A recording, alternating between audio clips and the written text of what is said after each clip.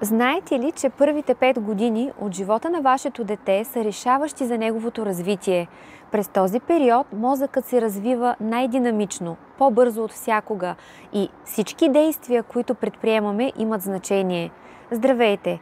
Аз съм Мариела Иванова и днес ще обсъдим как като родители можем да подкрепяме и стимулираме развитието на нашите деца чрез ежедневни дейности. Щастието е функция от няколко параметъра – биологично, предзададено ниво, условия на живот и съзнателни дейности, с които се ангажираме. Нека да инвестираме повече време за изграждането на повече и по-дълбоки отношения с нашите деца. Едно от най-важните неща е да говорим с детето, дори когато вършим обикновени неща, като готвене или пазаруване, например.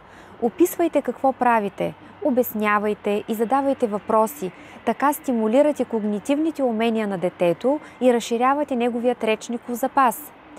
Четенето на книжки, приказкотерапията също са изключително важни. Дори да не разбира напълно историите, самият процес на четене развива интереса към книгите и езика. Окуражавайте децата да участват в игри, нека да сглобяват конструктори и лего, да рисуват, да моделират и да играят с купчета. Всички тези дейности развиват финната моторика и въображението му.